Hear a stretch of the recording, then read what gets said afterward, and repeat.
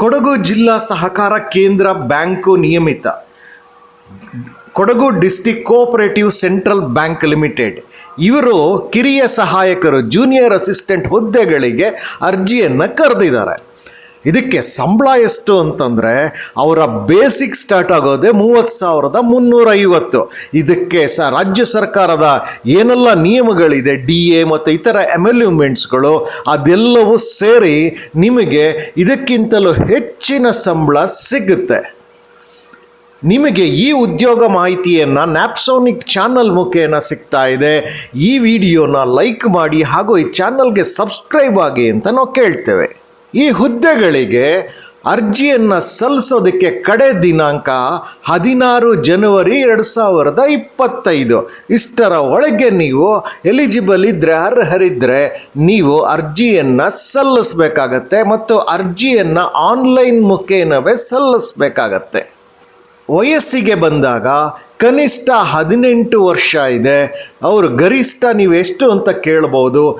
ಸರ್ಕಾರದ ನಿಯಮದಂತೆ, ರಾಜ್ಯ ಸರ್ಕಾರದ ನಿಯಮದಂತೆ ಇದೆ. ಈ ನಿಯಮಗಳೆಲ್ಲ ಎಲ್ಲಿ ಸಿಗುತ್ತೆ ಅಂದರೆ ಈ ಕೆಲವೇ ನಿಮಿಷಗಳ ಈ ವಿಡಿಯೋನ ನೀವು ಕಡೆಯವರೆಗೂ ನೋಡಿ ಅಂತ ನಾವು ಹೇಳ್ತೀವಿ. ಅಲ್ಲಿ ನಾವೆಲ್ಲ ತಿಳಿಸ್ತಾ ಬರ್ತೇವೆ.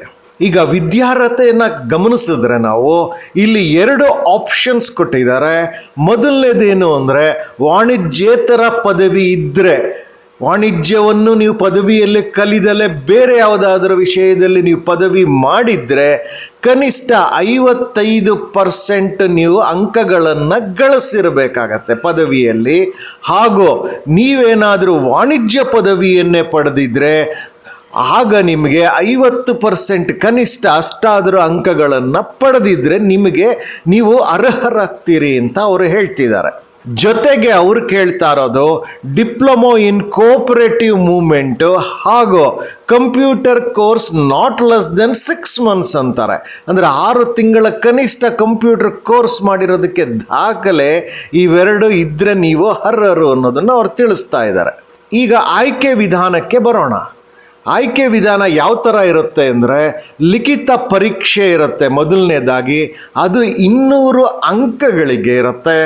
ಇದರಲ್ಲಿ ಕನ್ನಡ ಭಾಷೆ, ಸಾಮಾನ್ಯ ಇಂಗ್ಲಿಷ್, ಸಾಮಾನ್ಯ ಜ್ಞಾನ, ಸಹಕಾರಿ ವಿಷಯಕ್ಕೆ ಸಂಬಂಧಪಟ್ಟಂಥ ಜ್ಞಾನ, ಭಾರತ ಸಂವಿಧಾನಕ್ಕೆ ಸಂಬಂಧಪಟ್ಟಂತೆ, ಸಂಘದ ಉದ್ದೇಶ ಮತ್ತು ಕಾರ್ಯ ಚಟುವಟಿಕೆಗಳಿಗೆ ಸಂಬಂಧಪಟ್ಟಂತೆ ನಿಮಗೆ ನಾಲೆಡ್ಜ್ ಇದ್ದರೆ ಸಾಕು. ಇದಕ್ಕೆ 200 ಅಂಕಗಳ ಲಿಖಿತ ಪರೀಕ್ಷೆ ಇರುತ್ತೆ. ನಂತರದಲ್ಲಿ ಸಂದರ್ಶನ ಇರುತ್ತೆ. ಅದರ ಮುಖೇನ ಆಯ್ಕೆಯನ್ನು ಮಾಡ್ಕೊಳ್ತಾರೆ. ನಿಮಗೆ ಸಹಾಯವಾಣಿ ಬೇಕಾದರೆ, ಏನಾದರೂ ನಿಮ್ಮ ಮನಸ್ಸಿನಲ್ಲಿ ಸಂಶಯಗಳಿದ್ದು ಅದನ್ನು ಬಗೆಹರಿಸ್ಕೊಳ್ಳೋದಕ್ಕೆ ಇಲ್ಲಿ ಅವರು ಸಹಾಯವಾಣಿಯನ್ನು ಕೊಟ್ಟಿದ್ದಾರೆ. ಜೊತೆಗೆ ವೆಬ್ಸೈಟ್ ಕೂಡ ನೋಡಿ ಅಂತಿದ್ದಾರೆ. ಮುಂದಿನ ನಾನು 1-2 ನಿಮಿಷದಲ್ಲಿ ನಿಮಗೆ ವೆಬ್ಸೈಟ್ ಲಿಂಕ್ಗಳೆಲ್ಲ ಎಲ್ಲಿ ಸಿಗುತ್ತೆ ಅನ್ನೋದನ್ನು ತಿಳಿಸ್ತಾ ಬರ್ತೇನೆ. ನಿಮಗೆ ಬಹಳ ಮುಖ್ಯವಾಗಿ ಕಡೆಯಲ್ಲಿ ಬೇಕಾಗುವಂಥದ್ದು ವೆಬ್ಸೈಟ್ ಲಿಂಕು, ಅಡ್ವರ್ಟೈಸ್ಮೆಂಟ್ ಲಿಂಕು ಮತ್ತು ಇತರ ಹೆಚ್ಚಿನ ಮಾಹಿತಿಗಳು ಎಲ್ಲಿ ಸಿಗುತ್ತೆ ಅಂತ ಅಲ್ವಾ. ನೀವು ಮಾಡಬೇಕಾಗಿರೋದು ಈ 3 ಇನ್ಸ್ಟ್ರಕ್ಷನ್ಸ್ಗಳನ್ನು ಫಾಲೋ ಮಾಡಬೇಕಾಗತ್ತೆ. ಅದ್ಯಾವುದು ಅಂದರೆ ಲಿಂಕ್ ಮುಖೇನವೇ ಈ ವಿಡಿಯೋನ ನೋಡಬೇಕಾಗತ್ತೆ. ಆಗ ನಿಮಗೆ ವಿಡಿಯೋ ಕೆಳಗಡೆ ಒಂದು ಸಣ್ಣ ಪದ ಮೋರ್ ಅನ್ನೋದು ಕಾಣುತ್ತೆ. ಅದನ್ನು ನೀವು ಕ್ಲಿಕ್ ಮಾಡಿದ್ರೆ ನಿಮಗೆ ಡಿಸ್ಕ್ರಿಪ್ಷನ್ ಬಾಕ್ಸ್, ವಿವರಣೆ ನೀಡುವಂತಹ ಬಾಕ್ಸ್ ಓಪನ್ ಆಗುತ್ತೆ. ಅಲ್ಲಿ ನಾನು ಎಲ್ಲ ಲಿಂಕ್ಗಳನ್ನು ಕೊಟ್ಟಿದ್ದೇನೆ. ಆ ಲಿಂಕ್ಗಳನ್ನು ನೀವು ಬಳಸ್ಕೊಳ್ಳಿ. ಬಹಳ ಮುಖ್ಯವಾಗಿ ನಿಮಗೆ ಹೇಳೋದೇನು ಅಂದರೆ ಅಡ್ವರ್ಟೈಸ್ಮೆಂಟ್ನ ಕನಿಷ್ಠ 2 ಬಾರಿ ಓದಬೇಕು. ಪ್ರತಿಯೊಂದು ಲೈನನ್ನು ಓದಬೇಕಾಗತ್ತೆ. ಆಗ ನಿಮಗೆ ಸಂಪೂರ್ಣ ಅರ್ಥವಾಗುತ್ತೆ. ಹಾಗೂ ನೀವು ಅರ್ಹರಿದ್ದೀರಾ ಅಂದರೆ ಕೂಡಲೇ ಅರ್ಜಿಯನ್ನು ಸಲ್ಲಿಸಬೇಕಾಗತ್ತೆ.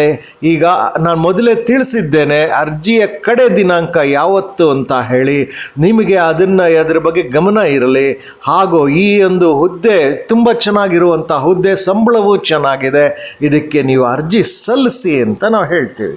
ನಿಮಗೆ ಈ ವಿಡಿಯೋ ಇಷ್ಟ ಆಗಿದ್ದರೆ ಲೈಕ್ ಮಾಡಿ, ಚಾನಲ್ನ ಸಬ್ಸ್ಕ್ರೈಬ್ ಮಾಡ್ಕೊಳ್ಳಿ, ನೋಟಿಫಿಕೇಷನ್ ಬೆಲ್ ಒತ್ತಿ, ಹಾಗೂ ಬಹಳ ಮುಖ್ಯವಾಗಿ ಇತರರೊಂದಿಗೆ ಹಂಚಿಕೊಳ್ಳಿ.